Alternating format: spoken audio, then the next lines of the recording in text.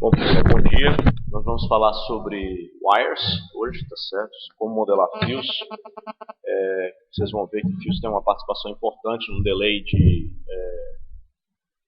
qualquer circuito integrado. É um assunto assim, que tem bastante detalhes, tá certo? Então, mas extremamente relevante no projeto do CI. Então, os tópicos que nós vamos cobrir hoje vai ser fazer uma rápida introdução. Vamos falar sobre três características de fios, a resistência dele, a capacitância e o atraso RC. Vamos falar de crosstalk, como um fio que está mudando os seus valores lógicos, pode afetar o fio vizinho. Vamos dar algumas dicas sobre o que se chama de wire engineering, como você arranjar os fios de modo a evitar que você tenha fenômenos de crosstalk.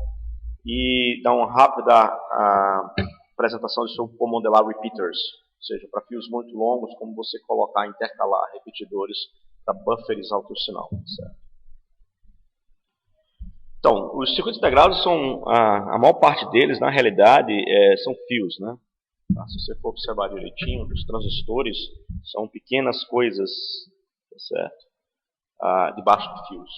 Eles são relativamente, digamos, pequenos comparado com a quantidade de wiring que você tem dentro do circuito integrado. Certo? Nós temos normalmente muitas camadas de fios, né? E esses fios são dedicados a tarefas diferentes. Você pode ter fios muito pequenininhos que são dedicados a fazer o roteamento intracélula, no estado da célula. Você pode ter fios um pouco maiores para fazer um global routing entre as células. Como você pode também ter fios mais grossos, tá certo? Tá? Resistividade e capacitância menor, que são usadas para alimentação e para clock. Tá? Mas, no geral, eles são tão importantes quanto transistores, tá certo? Na definição da velocidade, potência consumida e ruído, tá certo? Do circuito integrado moderno. Em especial quando você tem transistores extremamente pequenos, tá certo? O nível de condutividade e densidade que você tem dentro do circuito é muito alto hoje em dia, de forma que os fios têm uma participação considerável nessas três métricas, certo? Bom, aí você pode imaginar, então, que esses fios, para evitar fenômenos de crosstalk e tal, eles são colocados em camadas, certo? Tá? E eles também, muitas dessas camadas, preferencialmente tentam correr ortogonalmente para você evitar fenômenos de crosstalk, como a gente vai descobrir um pouco mais para frente, certo? Mas, para que a gente possa entender melhor a participação de fios no projeto do CI desse, vamos falar um pouquinho de como é a geometria desse CI, né, e definir algumas métricas para os fios. Então, os fios têm uma largura, tá certo, W, né, eles têm um comprimento L, né, uma altura T, tá, ok? E o espaçamento para o fio lateral de S. Tá? Essa soma entre o espaçamento S e a largura do fio é chamada de pitch. Então, W sobre S é o que nós chamamos de pitch. Tá certo? Então, é uma marcação. Você pode imaginar, então, que entre dois pontos de um grid, você tem um pitch, você tem que acomodar a largura do fio e o espaçamento entre o fio seguinte. Tá certo? Uma outra métrica importante, além do pitch, é o que se chama de aspect ratio, tá certo? Que é a divisão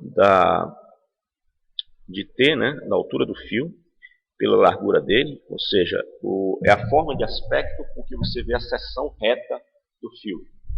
Tá? Então, em processos antigos, o aspect ratio era muito menor do que 1, ou seja, se você dividir o T pelo W, você ia ter coisas desse tipo, tá certo? Né? Porque nós tínhamos comprimentos que nós trabalhávamos, né, com largura de canais muito grandes, fios muito grandes, tá certo? Com baixa resistividade. Hoje em dia, como você precisa de mais roteamento, tá certo? Tá? Os seus fios têm que ser um pouco mais finos, né? Certo? Você acomodar vários fios juntos na mesma camada. Então eles têm que ser um pouco mais finos. E um outro fenômeno que está acontecendo, além deles ficarem finos, tá certo? Eu estou olhando aqui a seção reta do fio, né? Você está começando a usar muitas camadas, tá certo? Tá? O nível de camadas que você tem é muito maior, então, consequentemente, existe uma chance do teu fio ter que descer muito para poder fazer a próxima conexão. Tá? Isso faz com que o T aumente consideravelmente, de modo que o aspect ratio atual é em torno de 2. Ou seja, a altura do fio, olhando a seção reta, é 2 vezes maior do que a largura dele. Ou seja, o que nós vamos estar fazendo é empacotando vários fios estreitinhos, tá certo? E altos. Muito bem. Bom, se nós olharmos todas as pilhas de todas as camadas, tá certo? Tá? Que nós temos circuito integrado, nós vamos ver várias camadas de metal. Tá? No processo bem simples, tá certo? 0.6 microns, mais antigo, você tem 3 metal layers, mas em processos modernos, tá certo? Você pode ter de 6 a 10 metal layers. Por exemplo, no processo da Intel 180 nanômetros, né, você tem 6 camadas de metal, né, variando dos níveis mais finos, mais baixos, né, olhando bem próximo do substrato, aqui está o substrato. Nós vamos ter essa camada M1, que ela é muito fina, né, menos que 3 lambda, e ela é usada para fazer o roteamento interno das células de alta densidade. Né. As camadas seguintes de 2 a 4, tá certo? São camadas mais grossas, né? Vocês podem observar aqui, do lado direito. E essas camadas são usadas para fios mais longos, ou seja, se você quer fazer um global routing de uma célula para outra num canal, tá certo?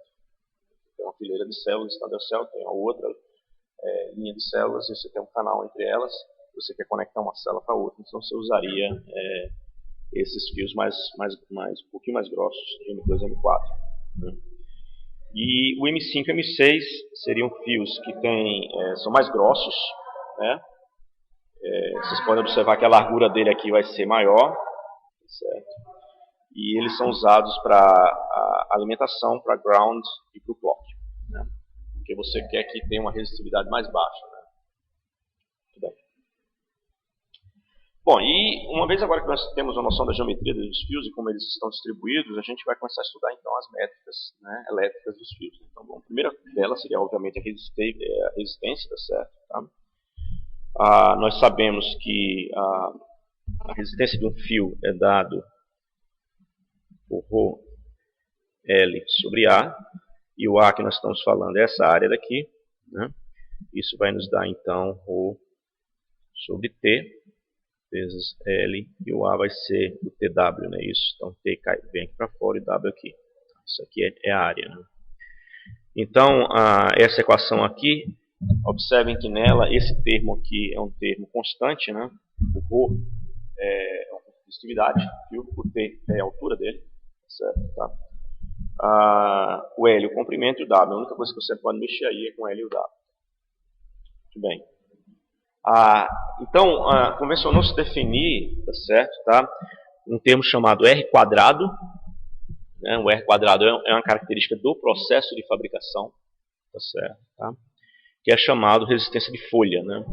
Por que resistência de folha? Porque essa resistência, se você dividir o L pelo W, você vai ter mais ou menos, vai ser uma quantidade adimensional, né? Ela não tem dimensão, e essa quantidade te dá o número de quadrados que você tem olhando o fio de cima, né? Então, se você tiver, por exemplo, um quadrado de 1 por 1, tá certo? O L 1 e o W 1, L sobre W vai ser 1, tá certo? É por isso então que essa métrica L sobre W te dá um número de quadrados. Obviamente que ele pode ser alguma coisa fracionária, se você quiser, tá certo? Mas aí você vai ter pedaços de quadrados, né? Muito bem, então você multiplicando o L sobre W, número de quadrados, vezes a resistência de folha, R quadrado, né? Você vai ter então a sua resistência do seu fio, né? Isso permite você fazer uma estimativa da resistência do fio de uma forma muito simples, olhando só o layout. Você olha o layout, calcula o número de quadrados do fio por cima, dividindo L por W, você estima isso aqui, multiplica por R quadrado, você tem a resistência daquele fio. Observe que o R quadrado, se você aumenta o L e o W da mesma forma, né, o R quadrado vai permanecer constante, tá certo? não é constante, mas vai permanecer o mesmo valor. Então, por exemplo, observe aqui a figura está um pouco ruim, mas vocês podem ver que R aqui é R quadrado, L sobre W. E nesse outro caso aqui, eu dobrei o L, né? Eu tenho 2L agora, certo? Aqui. E dobrei o W, eu tenho 2Ws. De modo que o meu R agora aqui, esse R', vai ser R quadrado vezes 2L sobre 2W. E R' vai ser igual a R. Certo? Tá? Então, se eu dobro o comprimento, dobro o W, o R quadrado permanece o mesmo.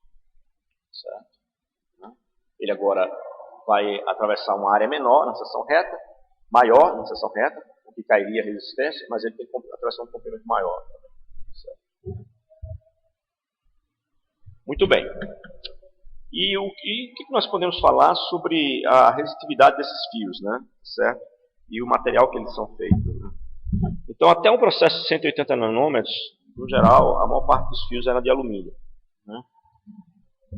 Alumínio tem uma resistividade de 2,8, certo? É um material extremamente fácil de manusear, você consegue evaporar ele facilmente, depositar ele, tá? Muito moldável, como vocês podem ver nas latinhas que vocês tomam. Mas a partir dessa geração, em processos modernos, passou-se a usar cobre, né? Se não me engano, a IBM foi a pioneira, certo? Fazer isso aí. Tem um efeito colateral, é que os átomos de cobre eles difundem facilmente em silício, certo? Isso pode prejudicar os circuitos integrados. Então, por isso, normalmente, existe uma barreira de difusão, os processos que utilizam o cobre têm uma barreira de difusão para evitar esse espalhamento.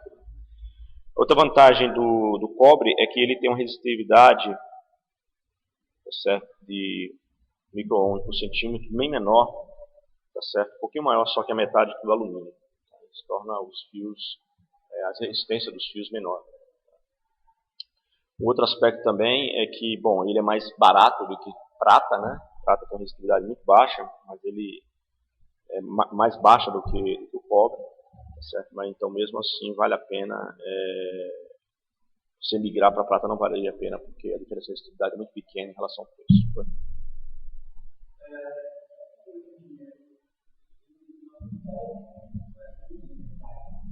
Certo?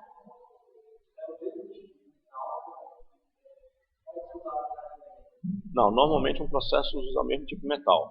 Certo? A pergunta é se existe nas camadas diferença de níveis de metal. Não vale a pena você montar todo o processo para trabalhar com o metal e você ter que levar esse processo para fornos diferentes, correndo o risco de ter contaminação um para o outro, tá entendendo?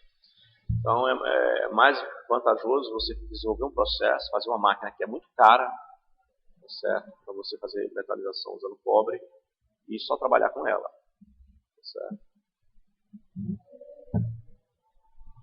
Bom, a resistência de folhas, tá certo? Normalmente típicas dessas camadas de metal, né?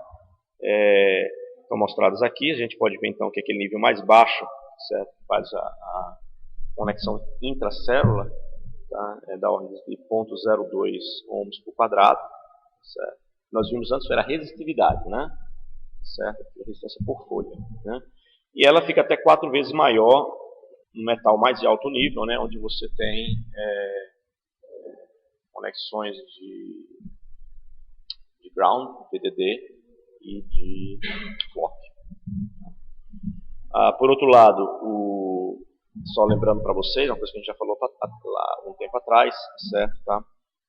Difusões têm resistência de folha muito altas, né? Vocês podem ver aqui, tá certo? Tá? Principalmente se você não introduz o siliceto, que reduz a resistência, tá certo? Bastante. O polisilício também tem uma resistência de folha muito alta, né? A ver com a resistividade dele, certo? Muito bom. Esse é o material que você adiciona, o siliceto é o material que você adiciona no processo de fabricação. Você vai fazer aquele fio, isso reduz a resistividade bastante.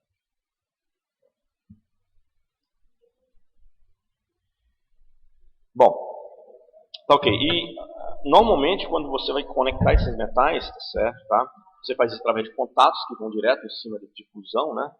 Tá certo? Tá? Direto em cima do substrato. Ou vias que interconectam duas camadas de metal, né? certo? Esses contatos dessas vias têm resistividade da ordem de 2 a 20 ohms, né? E normalmente o que se faz é usar muitos contatos para baixar a resistência, tá certo? Tá? E a razão é simples, né? Porque se você faz muitos contatos, cada contato é uma resistênciazinha, né? E no fundo você está colocando várias resistências dessa em paralelo, né? Então, se você faz um contato aqui A, outro B, outro C, no fundo você está ligando 3 resistores em paralelo, certo? Se for um contato com uma difusão, né? Se for uma via, você está ligando contra o nível metal, e aí esses resistores em paralelo fazem com que a resistência total caia, certo? Tá? Geralmente se utiliza muitos pequenos contatos, tá certo? Tá? Quando você está na periferia de alguns circuitos, né? Tem um problema também chamado latch-up, que vai discutir um pouco mais para frente, mas você usa muitos contatos aterrados, tá certo? Nessas periferias de circuitos para coletar qualquer corrente que esteja leaking pelo substrato, tá certo? E evitando que ela vá passar para um outro circuito lateral. Bom, então falamos de resistência, tá certo? Do fio. Vamos falar agora da capacitância do fio, né? O fio tem uma capacitância por unidade de comprimento, tá? E essa capacitância pode ser em relação a duas placas, né? A capacitância é sempre uma placa em relação à outra. Você pode ter uma capacitância em relação aos vizinhos, né? Então você está com um fio aqui está a seção reta do fio, né? Aqui tem um outro fio lateral.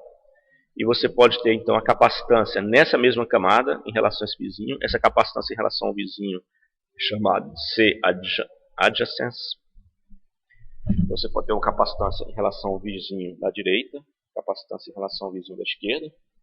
Tá?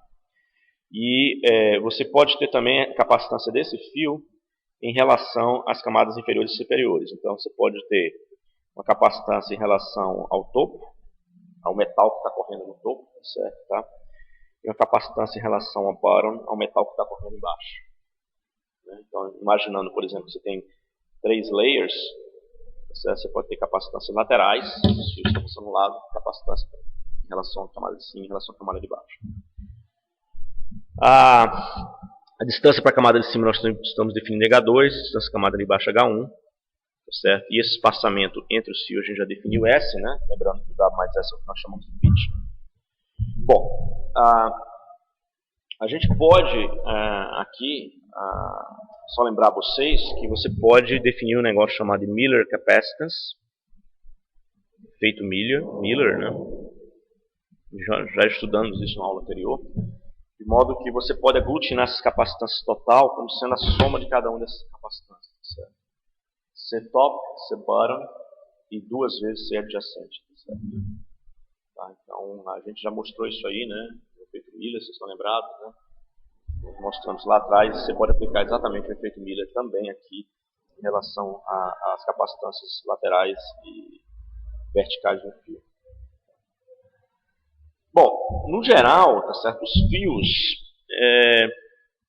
eles não são placas paralelas, né? Então você pode imaginar o fio está passando assim, às vezes está passando aqui, às vezes está passando acolá, certo? Tá? Mas se você olhar eles lateralmente também, eles estão funcionando quase que como placas verticais, né? Porque eles estão ficando cada vez mais profundos, né? Se tem uma capacitância lateral, mas não é exatamente uma placa paralela, né? Certo? Mas ele obedece ao que a gente chama de tendência de capacitância, de placa paralela. Então dá para modelar eles dessa forma, certo? Então, eles obedecem tendências, certo? Aumentar a área do fio, aumenta a capacitância para onde, né? Se você está aumentando a área, você está aumentando a área do fio, no fundo você está aumentando as capacitâncias verticais dele, certo? Tá? Se você aumenta a distância, tá certo? Tá? Você tem placas paralelas, né? Os fios são placas paralelas, como a gente estava discutindo, né? Olhando do seu ponto de vista vertical, eles. Se você mantém essa distância R, você está diminuindo a capacitância. Né? Certo? Tá? Então, isso é um ponto importante. Outra coisa também é o H, né? Se você mexe no H também, você também vai estar diminuindo a capacitância.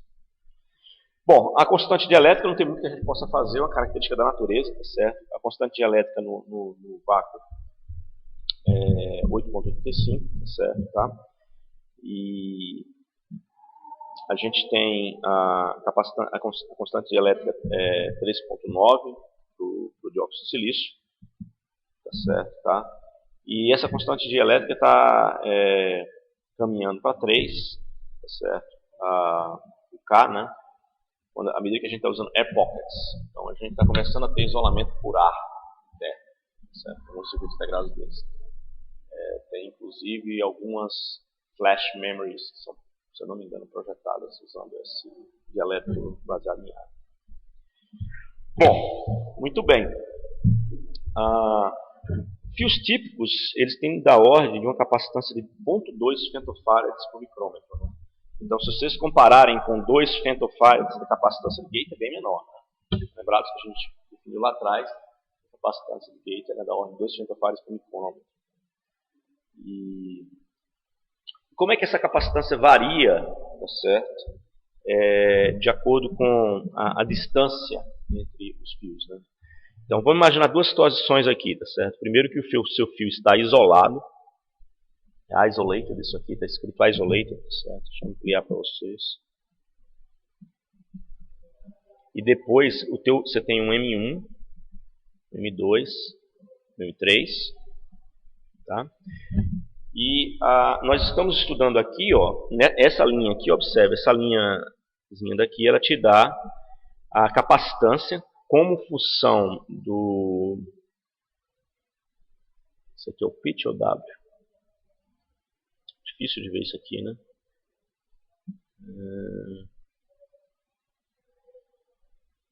Desculpa, isso aqui deve ser o...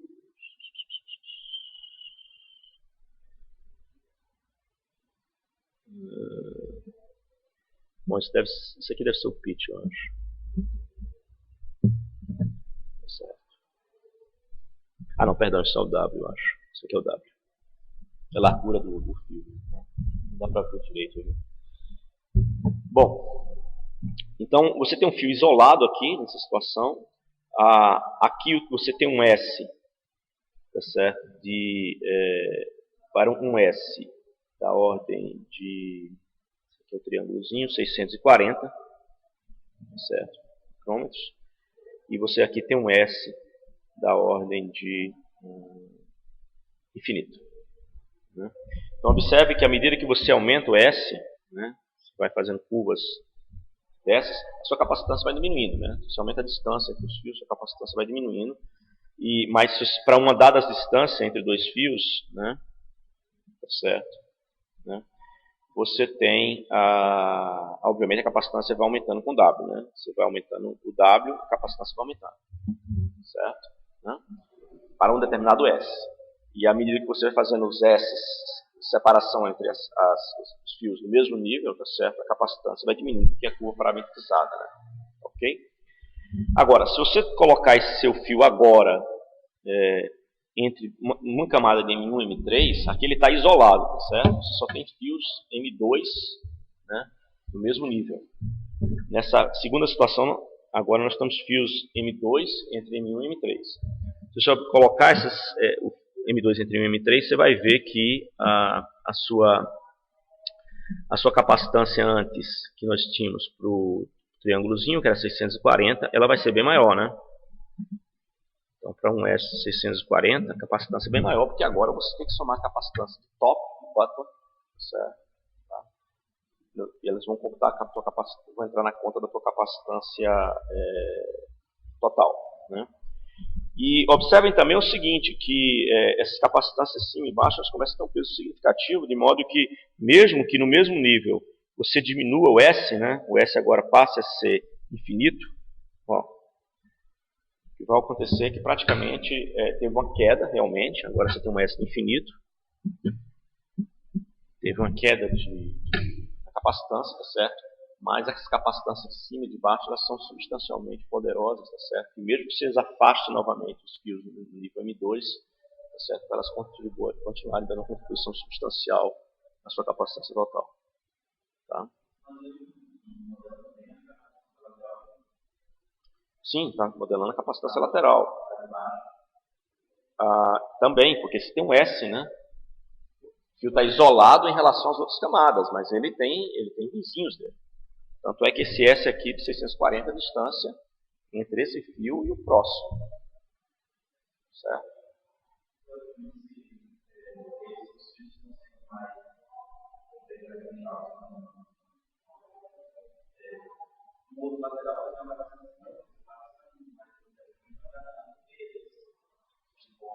Desde que esse S seja pequeno o suficiente, né, para isso, né? Ele pode ser, no geral, ele é mais largo do que a finura do layer da camada de cima, entendeu? Tá? Né? E você tem que ver que do mesmo jeito que ele corre lateralmente, ele corre também na horizontal, certo? Tá? Então, no geral, por isso que as capacitâncias de top e bottom, elas têm uma influência maior, tá certo? Tá? Do que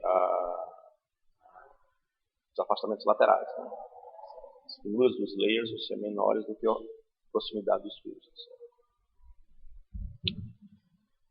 Bom,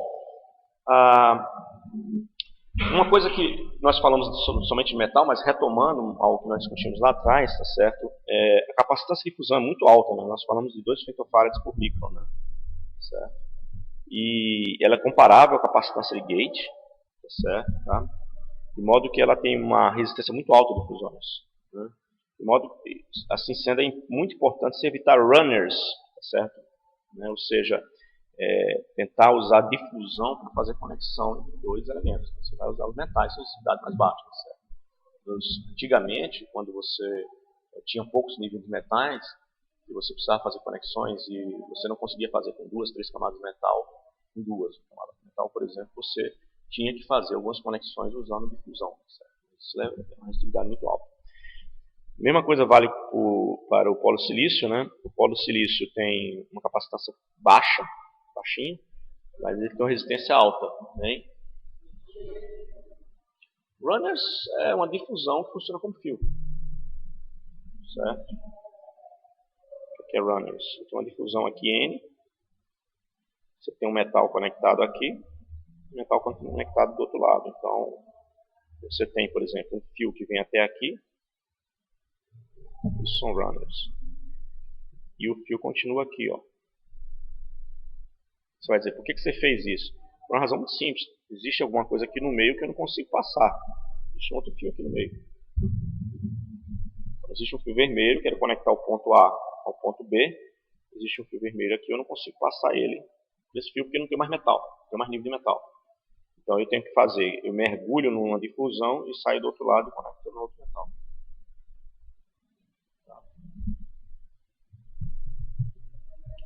Bom, então a mesma coisa com o polo silício, né, você tem que tomar certa preocupação, porque ele apesar de ter uma capacitância muito baixa, ele tem uma resistência alta.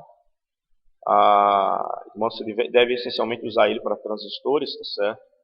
E ocasionalmente você ter fios muito pequenininhos entre gates, tá certo? Você precisa conectar 2 transistorzinhos lá, são 2 gates, você pode puxar um pedacinho bem pequeno do polo silício. Muito bem. Agora que nós vimos como os valores, né, de resistência, as métricas e os valores de resistência e capacitância de fios, vamos ver como a gente usa isso aí para modelar fios. Né? Você pode ter essencialmente 4 modelos de fios que são usados em Electronic Design Automation e na indústria de forma geral. O primeiro modelo é o que a gente chama de fio ideal, a resistência zero, é um fio, não tem resistência nenhuma, que é um modelo extremamente pouco preciso. Né? Tem um modelo que nós chamamos de capacitância lumped, então você imagina que toda a capacitância distribuída do teu fio, ela está aglutinada em um capacitor lá, chamado C-lumped. Eu estou, nesse caso, desprezando essa resistência, então eu estou assumindo que a resistência é small no fio. Isso é válido também quando você tem frequências de pequenas a médias, tá certo? Tá? Quando você tem frequências maiores, né, aqueles que vocês estudaram, fizeram engenharia elétrica, você sabe que tem um JWC em algum lugar, tá certo? Né? E W depende da frequência, tá certo? Tá? É um componente complexo, uma capacitância. E esse modelo funciona para quando essa frequência baixa. E para comprimentos pequenos, né? Você está assumindo que toda aquela capacitância distribuída está separada só, de modo que esse fio tem que ter um comprimento relativamente pequeno para você dizer que isso é verdadeiro. Certo? Então, você está assumindo que tem resistência baixa. O outro modelo é o que a gente chama de lâmpada RC, que você agora não despreza mais a resistência, né? Você tem uma determinada resistência distribuída, uma capacitância C, só que essa resistência e capacitância podem ser aglutinadas, tá certo? Tá? Em trechos, né? Você pode aglutinar elas. Então, você pode, por exemplo, dizer que é apenas um RC, como, por exemplo, nesse modelo L aqui. Seu fio é um RC. Ou seu fio tem um outro modelo chamado de Pi, seu modelo Pi, seu modelo L. No modelo Pi, você tem uma resistência e você distribui capacitâncias em duas, tá certo? E você pode ter o modelo T que faz ao contrário, né? Você tem uma única capacitância e distribui as resistências em duas. Esse é um modelo pessimista, né? Ele vai te dar um delay um pouco mais alto, tá certo? Mas pelo menos você está trabalhando numa faixa de segurança, né? Você está sendo conservativo. E tem o modelo mais preciso de todos, em que você tem uma capacitância distribuída R minúsculo, de tantos ohms por micron, capacitância C minúsculo distribuída de femtofarads por milímetro, e isso aqui você está imaginando para fios muito longos, certo? Tá? Fios de clock, você tem que ter uma precisão muito grande nos parâmetros elétricos dele, e ele vai ter uma solução exata, certo? E geralmente não possui uma solução analítica, certo? Tá? Em alguns casos até possui soluções analíticas, certo? Mas em casos mais complexos, em modelos mais complexos, você tem que fazer uma solução numérica. Tá? E ele é representado por esse símbolo aqui. Ó. Isso aqui indica que é um modelo distribuído. Tá? Então nós vamos dar uma passada nesses modelos, certo? Para vocês terem uma noção, tá? Fazer alguns cálculos de atraso. Então, vamos dar uma olhada nos modelos Lampert, né? Então, eu estou imaginando aqui, olha, que eu teria um fio distribuído, né, RC, mas aí eu vou discretizar esse fio, né? Eu vou imaginar que eu tenho N segmentos, certo? E que cada segmento desses pode ser modelado, tá certo? Usando um modelo L, o modelo Pi, o modelo T. Aí a pergunta que se coloca é qual desses modelos é o melhor, tá certo? Tá? Então, se nós pegarmos e dividirmos um fio em 3 segmentos do modelo Pi, a gente vai se aproximar de 3% da simulação. Então, o atraso do fio vai ser da ordem de 3% do valor simulado. Tá? Pegando apenas 3 segmentos e usando o modelo Pi. O modelo L já é um pouquinho pior, bem pior na realidade. Porque para que a gente consiga 3% de simulação usando o modelo L, você vai precisar de 100 segmentos. Tá? Vai ter que dividir o teu fio em 100 segmentos. Obviamente, quanto maior o número de segmentos, maior o atraso, o tempo que você tem no cálculo do teu delay. Certo? Então, para o efeito desse nosso curso aqui, nós vamos usar um único segmento, tá certo? No modelo Pi, e vamos aplicar o Elmore Delay nele para calcular o atraso do fio. Certo? Então, bom, vamos dar um exemplo, né? Nada melhor que um exemplo. Vamos pegar um metal 2, certo? Um fio de metal 2, num processo de 180 nanômetros. Tá? Vamos pegar um fio de 5 milímetros de comprimento e de 32 micrômetros de largura, tá certo? Tá?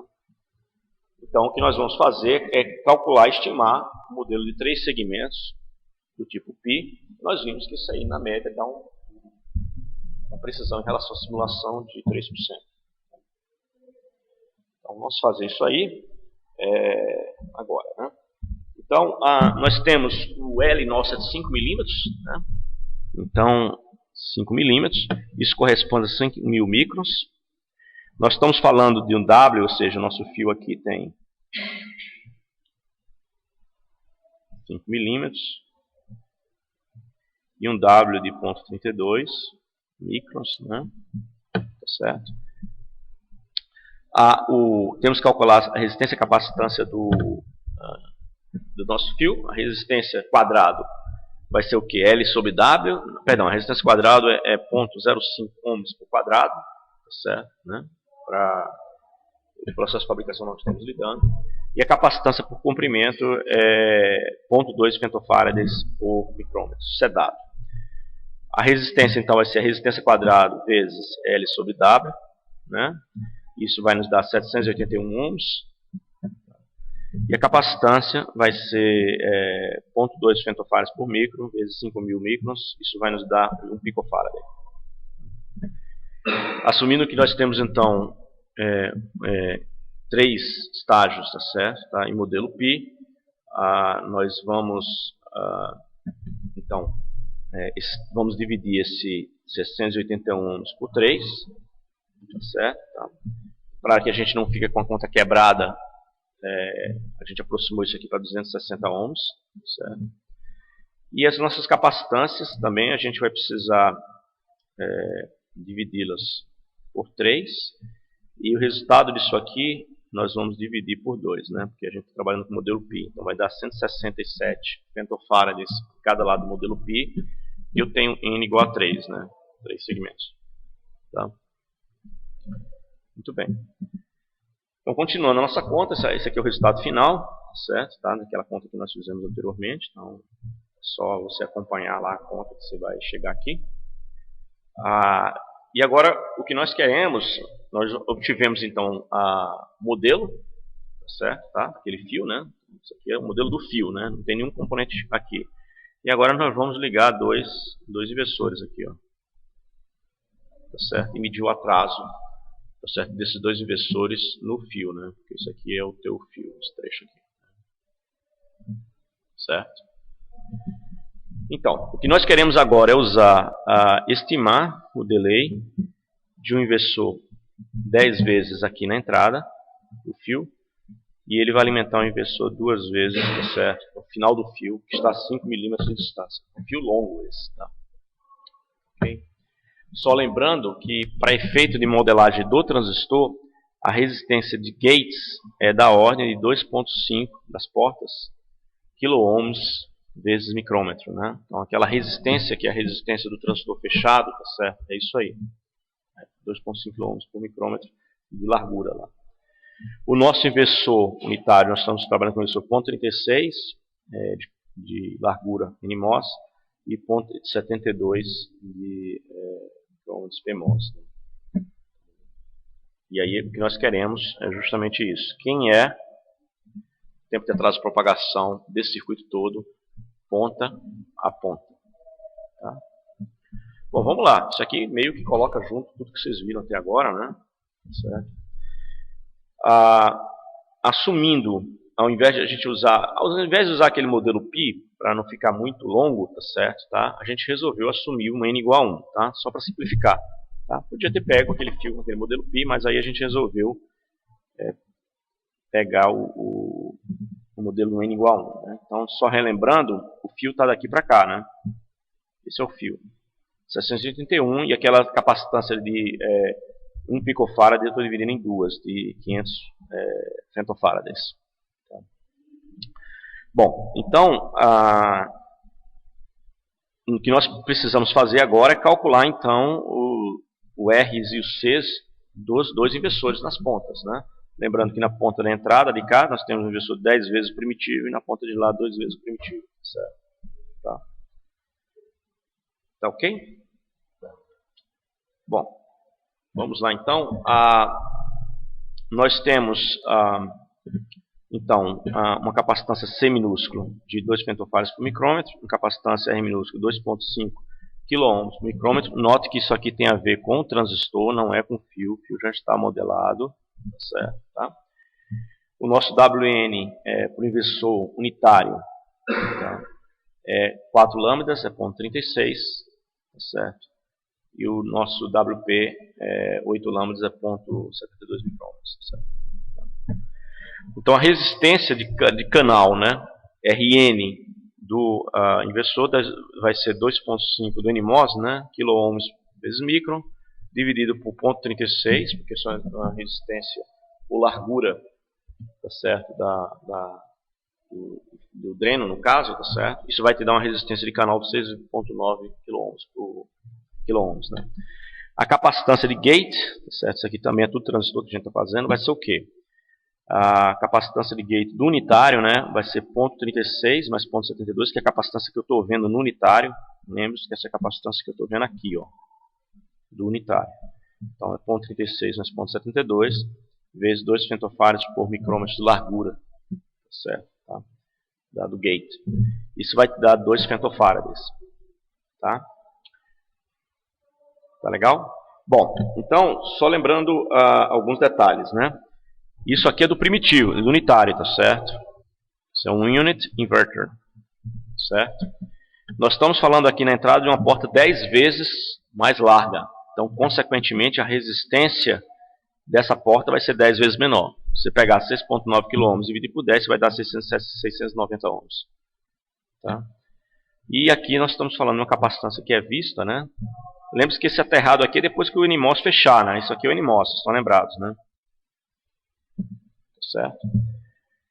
Então, a capacitância que é vista aqui na entrada vai ser 2 femtofarads, é o do inversor primitivo, vezes 2, porque a gente está falando de inversor 2 vezes maior. Então, isso vai nos dar 4 femtofarads aqui.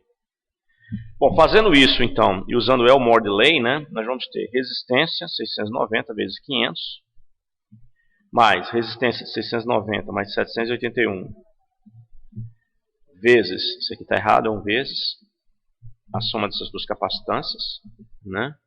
Então vai dar 500 femtofarads mais 4 femtofarads. Isso vai te dar um atraso de 1,1 nanosegundo. Tá?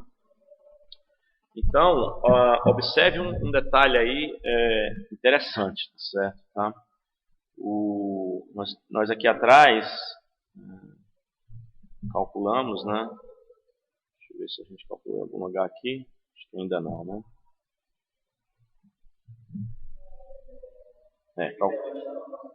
Desculpa. 0. Idealmente daria 0. Não teria resistência nem capacitância. De porta a porta, se não tivesse fio, então essa que é a questão importante, né? Quer dizer, se a gente calcular esse atraso aqui, né? Do fio, né? Certo? Tá? Esse atraso do fio, vamos voltar aqui então para a nossa conta aqui. Então, daria idealmente 700, não teria essa resistência aqui, né?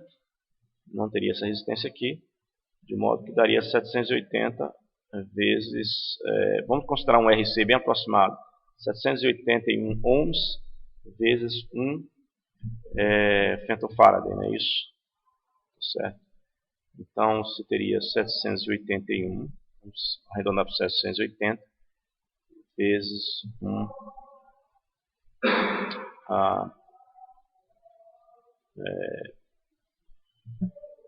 picofarad. Isso vai nos dar o que então? 780 picosegundos. Não é isso? 780 picosegundos. Então, o fio em si teria um atraso de 780 picosegundos. Isso dá quantos nanosegundos? 0,8, né? Então, olha aqui que isso aqui é importante, tá? Isso dá 0,8. Em outras palavras, o atraso do fio é 0,8 picosegundos. O atraso do fio com os inversores é 1,1. Perdão, isso não é pico não, né? Isso é pico? Não, vai dar nano, perdão. Não é isso? Nanosegundos.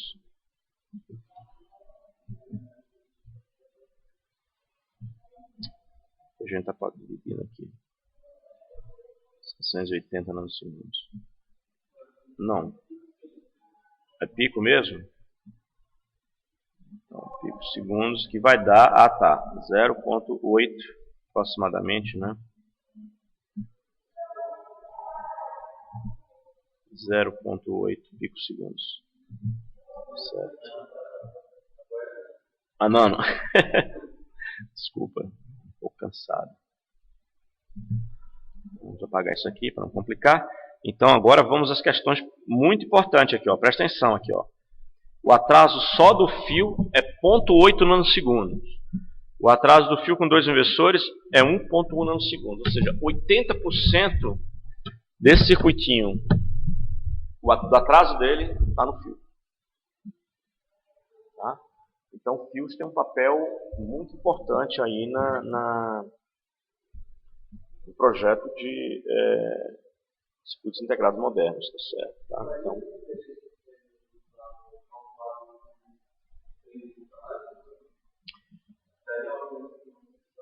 daria uma precisão melhor, mas não muito mais não.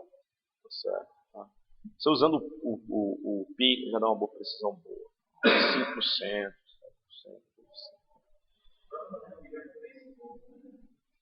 7%. Exato. Então nós temos aqui um atraso de 0,8 picosegundos daqui para cá e um atraso daqui para cá de 1,1 picosegundos. Então, ou seja, o fio está fazendo um papel aí primordial no atraso disso aí. Um fio muito longo, né? Você tem que ver isso também, tá? E isso torna realmente o projeto de circuito integrado um pouco mais complexo hoje em dia. Tanto é que você tem que estar começando a contar quantos clocks você leva para levar uma informação de um lugar para o outro, certo? E aí você termina até mesmo momentos bufferizando em momentos colocando até repetidores combinados com pequenos flip-flops para poder levar a informação, não o clock, mas a informação do sinal de um lugar para o outro. Muito bem.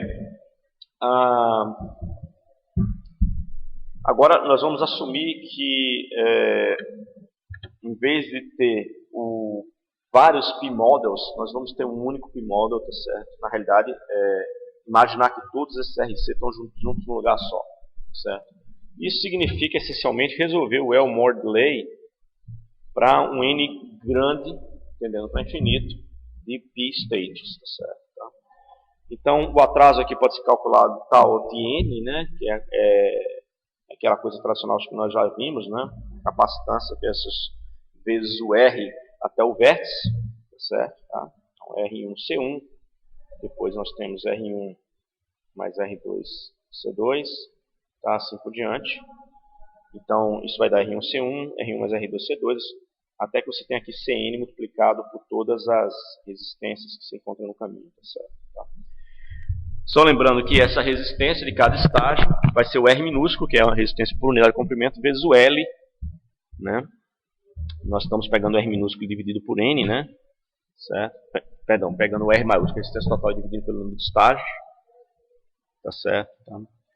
E, então, em cada um desses estágios, a gente está multiplicando isso aí por L. Tá certo? Então, de modo que, substituindo essas componentes em tal dn, nós vamos ter RCL quadrado, porque aqui é RCL, né? Aqui no 1, vai ter RCL quadrado, 2RCL ele é o quadrado, tá certo? Até NRCL quadrado. Colocando RC em evidência, e o L quadrado, nós temos isso multiplicado por N mais 1 sobre 2. Por quê? Porque isso aqui é uma soma, vocês conhecem em computação, né? 1 mais 2 mais 3 até N. Né? Isso aí é uma série.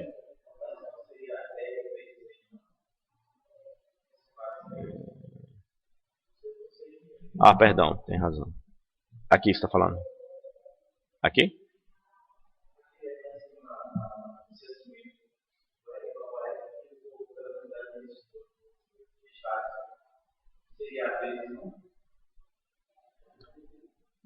Não, esse R aqui é uma resistência por estágio desse aqui. Tá certo? Por cada estágiozinho daquele lá. Tá. Muito bem. Então, fazendo essa conta, nós temos N mais 1 sobre 2. E juntando, então, esse RC aqui, tá certo? R sobre N, C sobre N, né? E isso aqui nos dá, então... perdão, está errado aqui, eu acho que é... Opa, desculpa. Tinha um erro aqui. Vamos retomar. O que eu acho que não está correto aqui é... Isso aqui devia ser vezes N, né? Não. Tá certo. Vezes o Lzinho mesmo. Tá? Então, aqui vai ficar o N, aqui embaixo, tá certo? Tá? Então, nós vamos cancelar um N desse com esse. Tá? E aí a gente vai ter essa equação com N tendendo para infinito. A gente vai ter que o atraso total disso aqui vai ser RC L quadrado sobre 2. Tá? Ou seja, o RC de um fio, considerando esse modelo, é proporcional ao quadrado do L. Né? Então, quanto maior, se o L for muito grande, realmente, cada aumentozinho que você dá no L, você vai estar aumentando consideravelmente o atraso naquele fio. Tá? Muito bem. Isso a gente considerou um Lumped RC Model, né? Ou seja, você pegou o fio e discretizou ele em um determinado número n infinito conhecido, certo? E fez a extrapolação disso para n tendendo para infinito. Você pode resolver isso exatamente, tá? Não se preocupem muito com esse slide, mas só para vocês terem uma noção, isso é feito usando equações diferenciais, né? Nós temos aqui, então, que para cada vértice i, você vai ter um vértice na frente chamado de mais 1, um vértice atrás chamado menos 1, tá certo? E a capacitância aqui, C vezes delta L, tá certo? Vezes o dV e dt, vezes a tensão aplicada nessa capacitância, tá certo? Ela vai ser essa corrente, tá certo? Tá? Que está entrando aqui, né? Perdão. Ela vai ser essa corrente daqui. Você vai estar pegando essas correntes daqui, né? E tem uma corrente também que, bom, dependendo do sinal, se você estiver, digamos, descarregando ou carregando, tanto faz, se você estiver carregando aqui, você tem uma corrente vindo para cá e outra para cá, tá certo? E para carregar o estágio seguinte. Então, você vai estar pegando essa corrente, VI mais 1 menos VI, né? Certo? Dependendo do sinal aqui, no caso o modelo aqui está sendo feito de descarga, né? Então, ao contrário. Tá? Tem uma corrente para cá e outra saindo aqui, porque você está descarregando lá no final, tá certo? Com o transistor fechado. Então, você está fazendo VI mais 1 menos VI, tá? Essa componente é uma corrente que entra, e a corrente que sai, que o líquido vai dar justamente a corrente que vai no capacitor, né? Que é justamente esse lado todinho da sua igualdade. A corrente que sai vai ser VI menos VI menos 1, então teria menos esse componente aqui, VI menos VI menos 1, que é a mesma coisa que você escreveu com mais aqui, certo? Tá? Então, você pega essa corrente, daqui é essa, menos essa corrente 2, que é essa daqui, tá certo? Só que agora eu troquei os sinais, né? Aqui estava VI menos 1, né? Com menos, aí eu tirei esse menos e troquei os termos internos, certo? Tá? Foi só isso que eu fiz. Isso dividido pela resistência, né? Porque eu tenho essa corrente é dada dividida por essa resistência e essa corrente dividida por essa resistência, certo? Ok? Muito bem. Então, se eu fizer o delta L tender para infinito, eu tenho que isso aqui é uma equação diferencial, RC, dV dt, né? O R vai para o lado de cá, vezes dV, uma derivada parcial de segunda ordem, tá certo? Do potencial contínuo no fio, né? Isso é uma equação de difusão, tá certo? Ela não tem solução de closed form, mas você pode resolver ela, tá certo? Uma aproximação. E você tem para valores de T pequenos, muito menores que RC, tá certo? Você vai ter esse termo, e para valores maiores que RC vai ser outro termo. Uma vez feito isso aí, a gente pode identificar, isso aqui eu só vou dar uma pincelada para vocês, até quando vale a pena você usar um modelo ou outro, certo? Tá? Eu não quero entrar muito em detalhes, mas existe um tamanho crítico, tá certo, de fio, que vale a pena você usar o modelo, se aproximar usando o modelo Lumped e não usar o exato, e tem um comprimento de fio acima do qual vale a pena você usar o modelo exato, certo? Tá? Então, se vocês ficarem cientes, você não precisa se preocupar com esse slide aqui, tá certo? Aqueles que tiverem mais interesse, quiserem dar uma olhada no livro do Ian Rabai, que é uma das leituras sugeridas aí, tá certo? Vocês vão ver que tem um estudo lá que diz exatamente, olha, se você tiver um fio até desse comprimento aqui, use esse modelo aqui, que é mais rápido, tá certo? Aí vai te dar uma aproximação muito boa, mas se o fio for muito maior, é melhor você usar um outro modelo, tá certo? Usar o modelo realmente que saiu aqui da sua aproximação da sua equação diferencial. Tá? Então não se preocupe com isso aí. Vamos estudar agora então o seguinte. Bom, isso fecha o modelamento de fios, né? Eu espero que vocês tenham entendido aí da importância, né, certo, que fios têm no atraso, certo, do circuito digital. Tá? E agora nós vamos ver como é que os fios interagem com fios. Né? Por enquanto a gente está com o fio isolado, modelamos ele. Fios interagem com fios através de uma coisa chamada crosstalk, certo? No fundo, você tem, os fios estão se comportando como capacitâncias, certo? E se você tem uma mudança abrupta, uma corrente passando abruptamente aqui com mudança de tensão, essa mudança de tensão vai atrair cargas no fio lateral, certo? E essas cargas sendo atraídas no fio lateral vai fazer com que haja uma variação de tensão no fio lateral. E essa variação de tensão no fio lateral vai mudar então o sinal que está naquele fio. Esse é um fenômeno chamado crosstalk, ou seja, os fios falam entre si, crosstalk.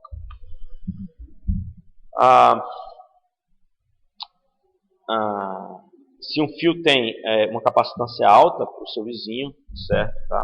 O que vai ocorrer quando o vizinho varia de 1 para 0, de 0 para 1, tá certo? Esse seu fio que não está mudando, tá certo? Tá? Ele vai tender a também comutar.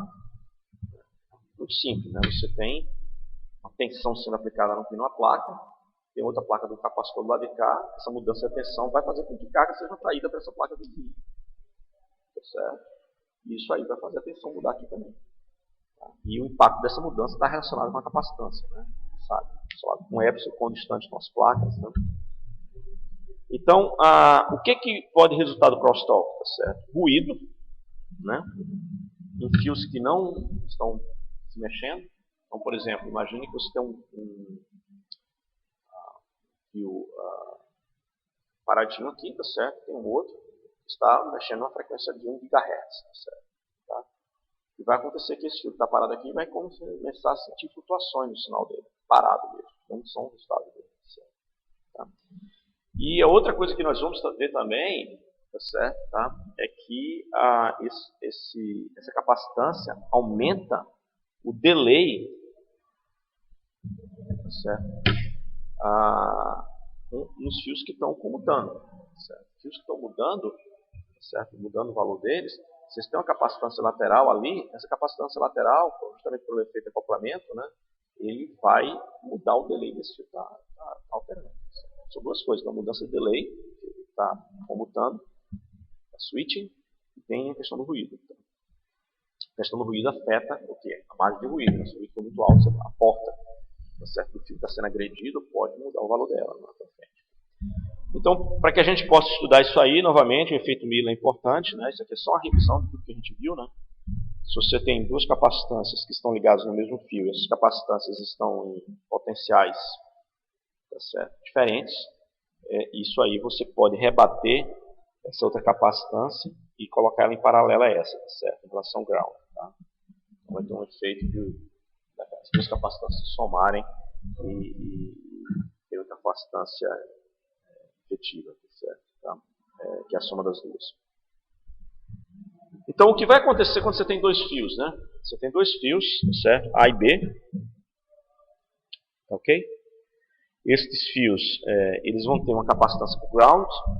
Eu, por enquanto, estou assumindo que não tem capacitância para cima, né? Só tem uma capacitância para o ground embaixo, tem uma placa de ground embaixo, tá? E elas vão ter uma capacitância de adjacência, tá certo? Tá? Se é da DJ. No caso do efeito Miller, tá certo? Tá? Deixa eu só cortar isso aqui, que isso aqui não está correto, tá? Só para vocês saberem. Eu posso ter duas situações. Vamos prestar atenção aqui. Primeira é se a capacitância A estiver subindo e a capacitância B descendo. Tá certo? Se isso aí ocorrer, e você fizer aquela conta do efeito Miller no slide anterior, isso é equivalente a você estar aplicando essas duas capacitâncias com uma variação de 2 VDDs. Tá? Porque a diferença, se isso aqui está subindo e isso aqui está caindo, a diferença de discussão de tensão que as duas capacitores fez é 2 VDD, e isso você consegue provar refazendo essa conta aqui para essa situação. Certo? Você vai ver que você vai colocar VDD para cima e menos VDD para baixo, aqui vai aparecer 2 VDDs em algum lugar aqui, tá certo? Tá? Ok? Bom, esse é um problema, né? Você tem uma discussão altíssima aí de tensão, o dobro de tensão, tá certo? Tá? E o efeito disso, quando você usa o Miller, tá certo? É o seguinte, é que quando você rebater essa capacitância aqui para baixo, fizer o paralelo dela, você vai estar somando a capacitância ground a 2 vezes a capacitância de adjacência. Certo? E esse coeficiente aqui é chamado de Miller Coupling factor, BCF, certo? Tá? Agora, se você tiver uma situação em que o A e B estão variando na mesma direção, o que vai ocorrer aqui, tá certo, é que na hora que você fizer o cálculo de Miller, tá certo, tá? Esse MCF vai contribuir apenas com muita capacitância. Tá? Muito bem. Isso nos permite construir uma tabelinha, tá certo? Tá? Eu estou assumindo aqui no caso que os vértices de cima e de baixo estão quietos, ou seja, os fios de cima e de baixo estão paradinhos. Tá? Eles vão contribuir com uma capacitância de top e bottom que eu vou aglutinar na capacitância de ground. Vou assumir apenas agora que eu pego essa capacitância de topo e de parte de baixo, né? E assumo que as duas somadas vão ser iguais nesse meu modelo capacitância ground, certo? Tá? Nesse meu modelinho aqui. Eu estou aglutinando as duas. E tem uma capacitância adjacência entre as duas, né? Como a gente viu falou, né? Se você fizer isso aí, então, considerando todas as variações, né? Ou seja, se B estiver constante, tá? Se B está constante, a variação VDD que vai acontecer vai ser no A, tá certo? Tá? E aí você vai ter uma capacitância efetiva no A, tá certo? De C ground mais C de adjacência. Se o A está variando também, tá certo? Tá? Se o A está variando também, tá certo? Tá? Perdão, desculpa. Se o B está variando com A, tá certo? Se o B está variando com A única capacitância final que vai acontecer é esse ground. Tá? Só deixa eu voltar um pouquinho aqui, no slide anterior. E esse fenômeno aqui acontece quando você tem somente um variando, tá certo? Isso aqui está parado. Tá? Se os dois estiverem variando, como está aqui, você somente vai ter capacitância de ground. Tá? Então, aquele slide precisa ser ajeitado, vocês desculpem. O fator MCF, aqui é 1, aqui vai ser 0, né? E se os dois estiverem variando em direções opostas, subindo e o outro descendo, aí você vai ter, como a gente havia falado, C ground 2, C adjacência e o MCF é 2. Tá? Aí você vai dizer, como é que eu modelo isso? Bom, a sua ferramenta DDA, ela vai ter que ver os fios passam por cima e por baixo, ela vai ter que ter uma noção de que sinais estão passando por cima e por baixo, em que fase de clock estão esses, estimar através das simulações que você fizer a probabilidade de ele estar fazendo transições para cima e para baixo e calcular um MCF para aquele fio naquela região.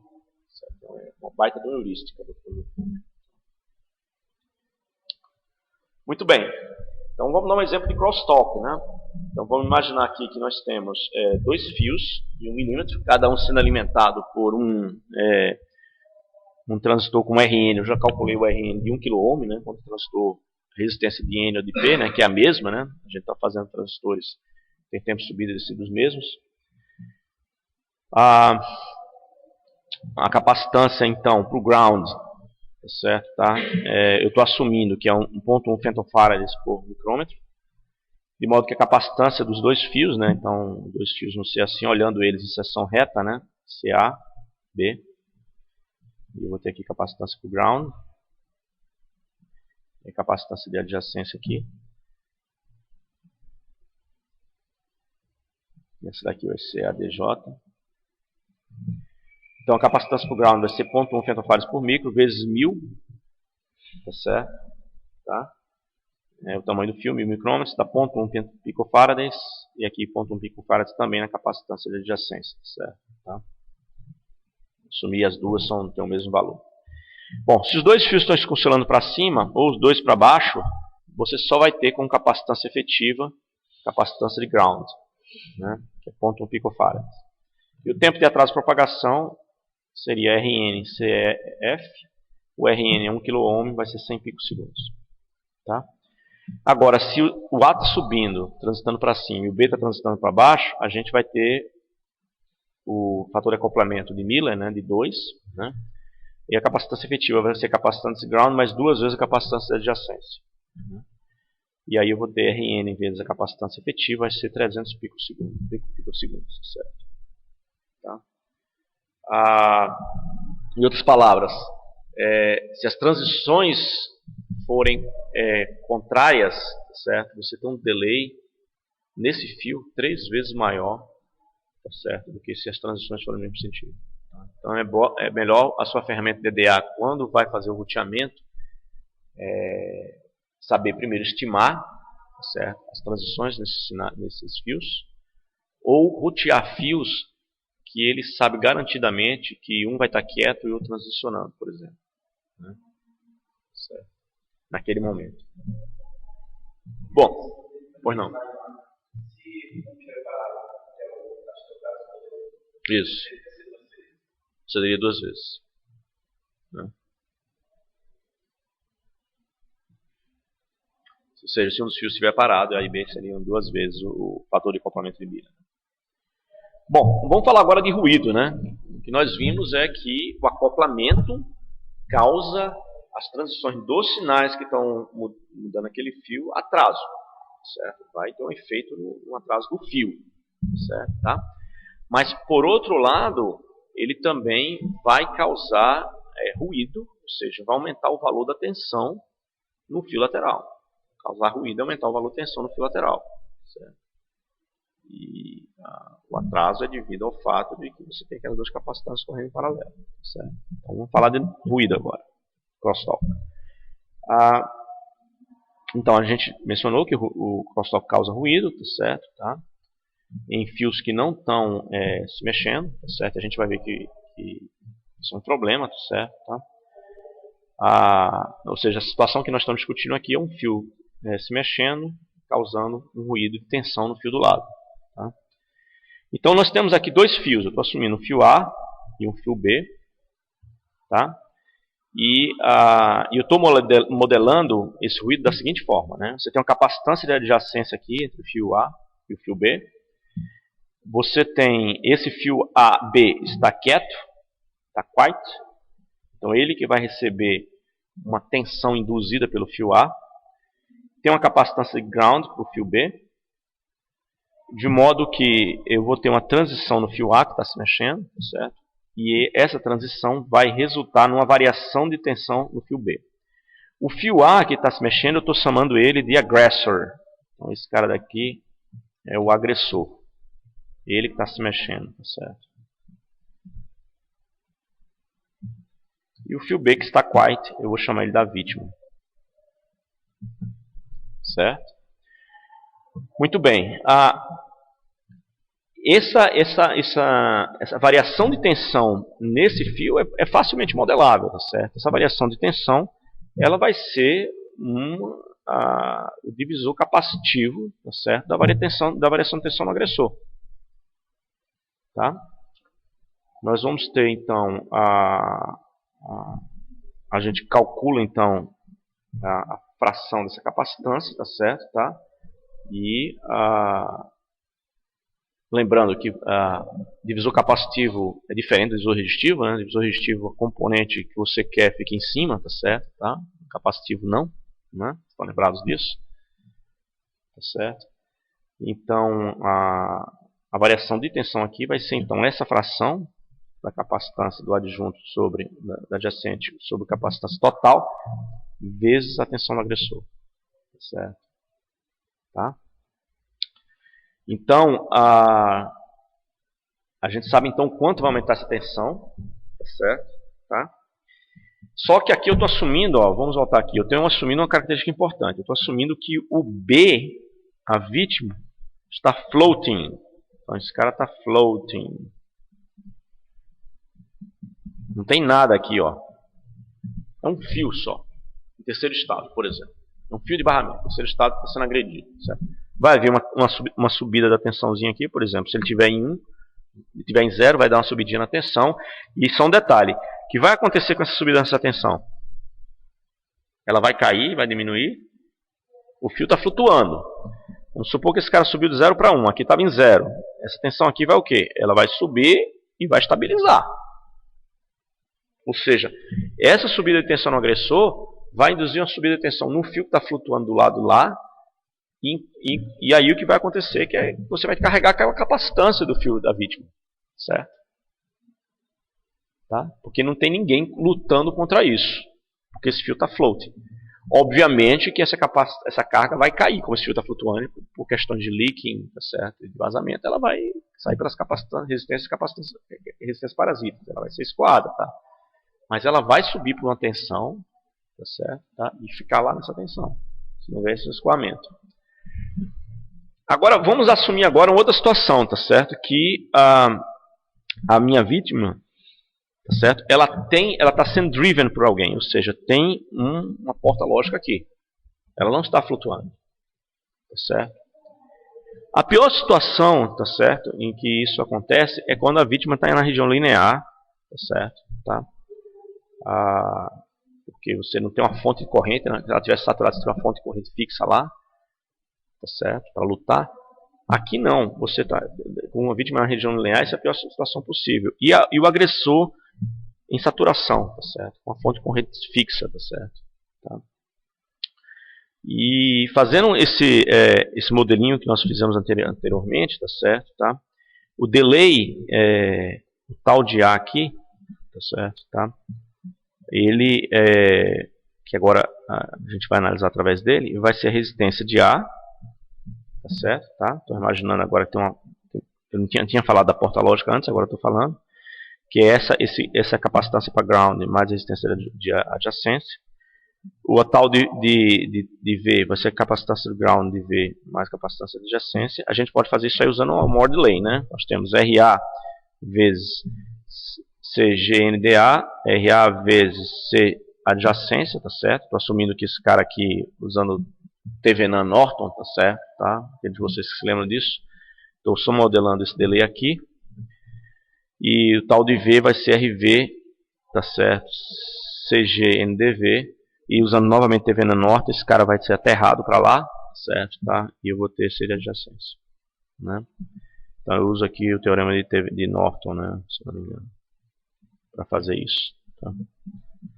Bom, dessa forma, eu tenho se eu dividir isso por isso, tá certo? E levando em consideração, tá certo, todos esse modelo que nós fizemos aqui, tá certo, a relação das variações de tensão, tá certo, tá, entre esses dois, o agressor e a vítima, vai cair nessa equação aqui, tá certo, tá? Onde o K é a relação dos tempos dos tempos de resposta no fundo, dos atrasos das portas do agressor e da vítima com esse fio. Tá? Bom, fazendo isso aí, a gente pode agora, a conta toda que nós fizemos essa aqui, tá certo? Tá? Então, o ruído depende então das relações das resistências efetivas, tá certo? Tá? Vocês podem fazer esse modelo em detalhes, é só olhar o livro do Ian Rabai. Estou querendo dar apenas uma análise qualitativa aqui para vocês. A pior situação, então, quando a vítima está na região linear e o agressor na região de saturação. E se os tamanhos das portas forem os mesmos, tá certo? Tá? Aliás, o que vai acontecer aqui vai ser o seguinte: para tamanhos idênticos, tá certo? Tá? Das portas, o efeito efetivo disso aqui vai ser quando se o agressor tivesse 2 a 4 vezes a resistência da vítima. Tá certo? Bom, isso é apenas uma análise quantitativa. Você não pode entrar em detalhes disso não, tá certo? Só quero mostrar para vocês o impacto que isso aqui tem, tá certo, nessa situação. Então, só recapitulando, nós temos aqui um agressor, temos uma vítima, e os dois têm uma capacitância de acoplamento, tá certo, de adjacência, capacitância para o ground, tá certo. Tá? E agora presta atenção aqui nessa situação, ó, isso aqui é importante. Se o agressor fizer uma subida, tá certo? Tá? Aqui está o tempo de propagação dessa subida, tá certo? Tá? Em picosegundos. Tá? Presta atenção nisso. Se a vítima não tiver, tá certo? Se ela tiver undriven, ou seja, ela não tiver conectada com um fio solto, você vai ter a subida dessa tensão, tá certo? No fio da vítima, para quase metade da tensão do agressor. certo? Tá? Se por um acaso essa porta aqui estiver tentando segurar em 0, porta da vítima, e ela tiver metade do tamanho do agressor, certo? Tá? Ou seja, antes a gente só tinha ela flutuando, né? Aqui estava flutuando, sem nenhuma porta lógica. Agora nós temos uma porta lógica, tá certo? Tá? Colocada aqui. E essa porta lógica, tá certo? Tem metade do tamanho do agressor. Tá? É um transistorzinho menorzinho do que o agressor. Então ele vai conseguir lutar menos em relação a essa agressão. Mas se você já colocar metade do tamanho do agressor, observe que o ruído que vai acontecer aqui, ele vai subir e vai cair. Porque a porta lógica vai estar puxando para 0, né? Ela vai estar tentando escoar essa carga aqui. Tá certo? Essa tensão que vai tentar subir aqui. E ela vai escoar, mas vai levar um certo tempo de escoar, porque ela é menor, tá certo, do que o agressor. Ela tem uma resistência muito maior do que o agressor, tá certo? 2 vezes maior, né? Se por acaso agora vamos fazer um outro cenário, tá certo? O cenário é que esse transistor aqui de baixo, tá certo? Esse inversor, ele é 2 vezes o tamanho da vítima, dos transistores do agressor. Nesse caso, então, a subidinha que vai dar aqui em termos de ruído vai ser bem pequena, tá certo? Porque como essa resistência daqui é muito grande, ela vai escoar rapidamente essa tentativa de agressão. Tá certo? Aqui então ela chega para a ordem de 50%, valor total, e permanece lá, porque não tem porta lógica fazendo vivendo disso. Aqui ela sobe para a ordem de 16% da tensão total, e aqui ela vai subir para apenas 4%. E aí você controla o seu ruído. Tá certo? Ou seja, se você tem 2 sinais, que você sabe que um vai afetar o outro em termos de ruído, é melhor você saber direitinho os tamanhos deles, tá certo? Na hora que você vai fazer o roteamento desses sinais, para eles passarem próximos um do outro. Tá certo? Tá. Sim, a margem de ruído tem que ser bem definida e ela é bem definida, né? Na porta lógica. Então você tem que estar trabalhando para evitar que os ruídos devido ao acoplamento, certo, e crosstalk levem a mais do que essa margem de ruído. Então, o seu roteamento tem que ser feito de modo a evitar que sinais que transitam muito e que tem uma relação entre as resistências das portas, resistência equivalente das portas lógicas muito alta, a relação é muito alta, assim, uma resistividade equivalente de uma é muito maior do que a da outra, e você bota 2 sinais, que um comuta muito, tá certo, e outro não comuta, por exemplo, tá certo? Existe a possibilidade de você ter um ruído muito alto naquele outro que não comuta, além da margem do ruído. Então você tem sua ferramenta de routing tem que levar isso em consideração. Bom, mas se a gente tiver ruído, não tem jeito, você vai ter um pouco de ruído, tá certo? Se o ruído é menor do que a margem de ruído, não acontece nada, tá certo? Tá?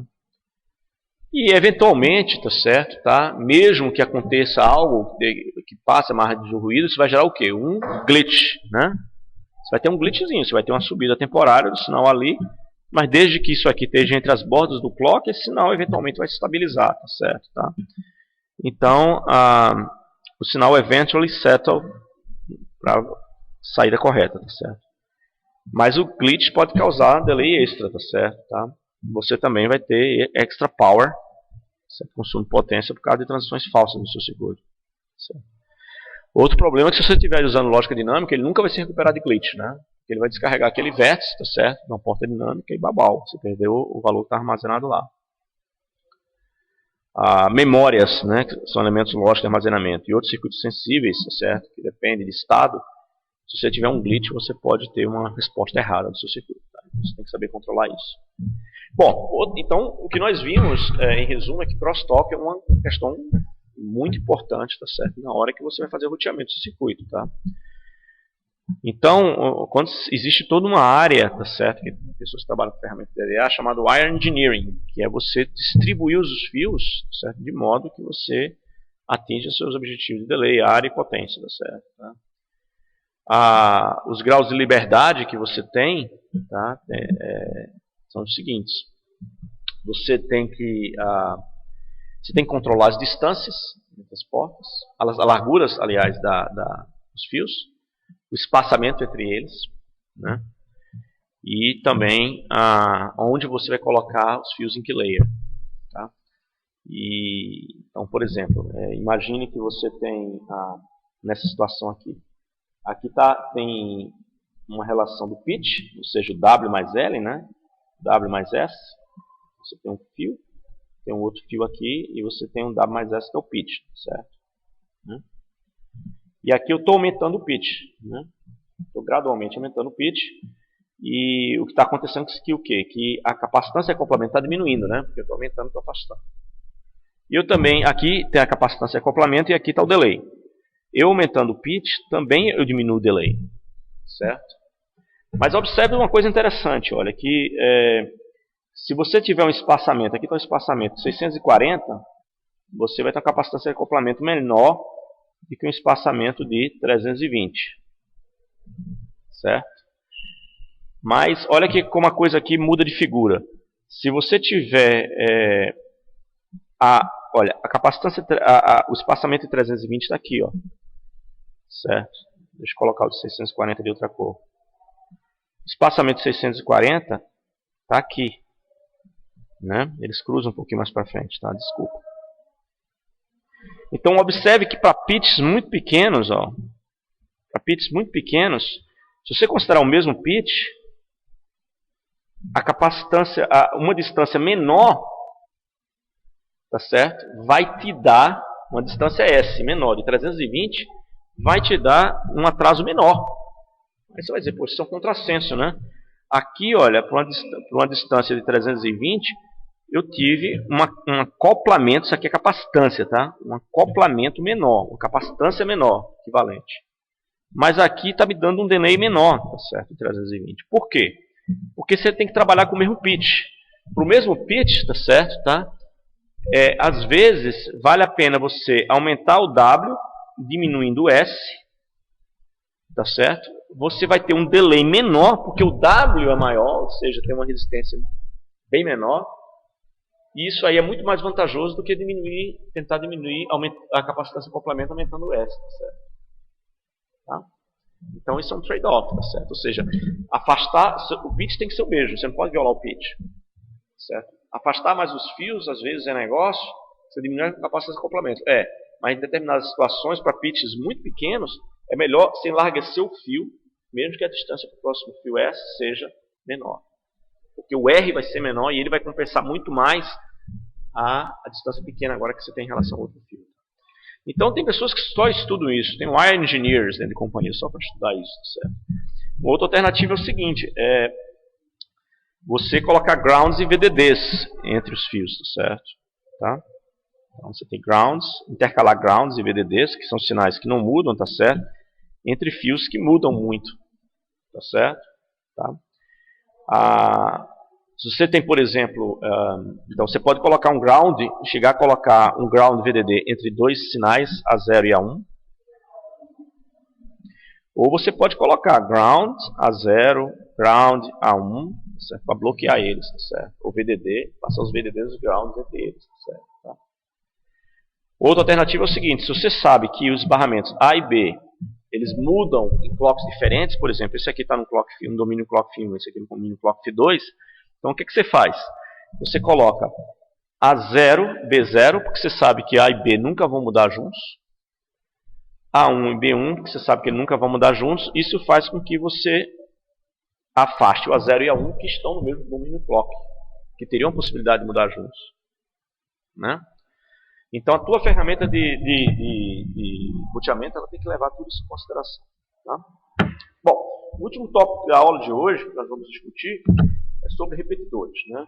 Então você tem um fio longo, tá certo? Que você sabe que às vezes tem essa capacitância de cada desses fios são proporcionais a L e o delay proporcional a L quadrado.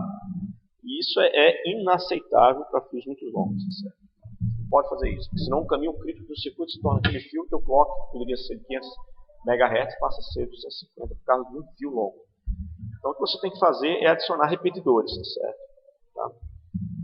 Repetidores, então, aqui está o driver, né, do fio, aqui está o teu fio longo. Você, então, tem um modelo aqui dele. E aí você vai quebrar em segmentos, em N segmentos, e em cada segmento você vai adicionar um repetidor. Né? Então a pergunta que nós queremos responder aqui é: quem é N? Quantos repetidores eu preciso para um determinado fio? E quem são os tamanhos, sizes, dos transistores desses repetidores? Tá? Bom, então vamos falar aqui como projetar um repetidor, tá certo? Então nós queremos saber então quem é o N, how many repeaters have, how large repeaters are, quem são o L e o W desses repetidores, certo? Imaginando que ele é um inversor. Tá? Bom, nós havíamos falado que o comprimento então de cada um dos estágiozinhos, né, cada pedacinho de repetidor, ele vai alimentar agora um comprimento de cada estágio desse. Vai ter um comprimento de L sobre N, certo? Tá? A capacitância vai ser a capacitância CW, por unidade de comprimento, vezes L sobre N, certo? Tá? Ok? A resistência vai ser a resistência por comprimento, vezes L sobre N. E o meu inversor, eu vou assumir uma nova variável, chamada de W, certo? Tá? Que é a largura do transistor NMOS. E vou assumir que o PMOS é o bom e velho tradicional 2W, certo? Tá? Ok? Muito bem. Bom, a capacitância do gate eu estou chamando C' vezes W, ou C' capacidade por unidade de largura do gate, e a resistência é R sobre W, obviamente. Muito bem, então está aqui. Esse aqui é o modelinho do nosso estágio, né? Nós temos um estágio só aqui. C. RW sobre N. CW sobre N. E aqui, né? Um modelo que nós estamos chamando de modelo Pi, né? 2N, né? Sobre 2N, perdão. Modelo Pi, e ele aqui está alimentando o próximo estágio. Capacitância de gate do próximo estágio. Certo? Tá? Então, essa é a capacitância de gate. Daqui, essa aqui. Ó. Certo? Muito bem. Se a gente usar o Elmore Delay aí, tá certo? Tá? Eu fiz a conta aqui para vocês, para ajudá-los. Certo? Tá? Nós vamos calcular que o delay desse estágio que nós estamos, estágio desse aqui, vai ser essa conta aqui. Ó. Ele depende de R's, W's, L's e N. Tá certo? E isso aqui é do estágio I. Ó. Tá? Porque eu quero saber qual é o delay total de todos os estágios. Tá? Certo? Bom, o delay de todos os estágios, que é o total delay, é o N estágios VTPDI, que nós acabamos de calcular. Isso aqui é I. Certo? Então é só multiplicar aquilo tudo por N, né? Nós vamos ter essa equação 1 aqui. Certo? Tá? E aí, eu quero o quê? Eu quero minimizar esse TPD total. Certo? Tá?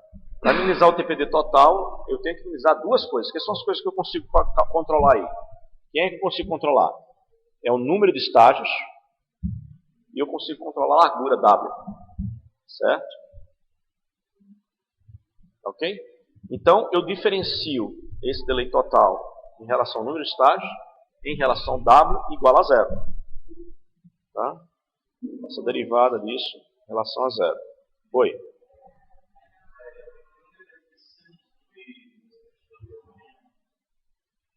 Sim, eu estou distribuindo homogeneamente, ou seja, eu tenho N pedaços iguais de fio, certo? Tá? Então, não estou atribuindo, não estou assumindo uma distribuição heterogênea, não. Tá? Certo. Então, são as duas coisas que eu consigo controlar, o número de estágios e a largura dos transistores de cada estágio. Então, fazendo essa derivada aqui, em relação a N, fazendo a derivada em relação ao W, nós vamos ter que o nosso N é esse aqui, o W é esse, tá? E substituindo então esse N e esse W de volta aqui, certo? Nós vamos ter então que o delay por comprimento por cada estágio vai ser esse aí, certo? E eu tenho um N e o W ideal, e obviamente esse N, se ele for real, você vai ter que aproximar ele do número inteiro, certo? Tá ok? Então é exatamente isso aqui, tá certo? Tá? Tá aqui a solução daquele problema, né? Nós acabamos de resolver, a solução final está aqui. Ou seja, o comprimento de cada estágio vai ser esse. Então, isso te dá, o teu roteador sabe então que ele tem que colocar a cada L sobre N maiúsculo pedaço de fio um repetidor. Então, você tem até ferramentas automáticas que fazem isso, certo? Tá? Isso tudinho está dentro da ferramenta de EDA daquela quando você projeta o circuito integrado. Certo? Você sabe quanto é o delay que você vai ter por cada estágio, certo? E o W dos transistores. Isso está te dando aqui, olha, para a tecnologia de 180 nanômetros, TechNode de 180 nanômetros, você vai ter 60 a 80 picosegundos por milímetro, certo? De atraso de propagação. Tá? Bom, é isso, pessoal. Então, com essa análise de repetidores, nós encerramos a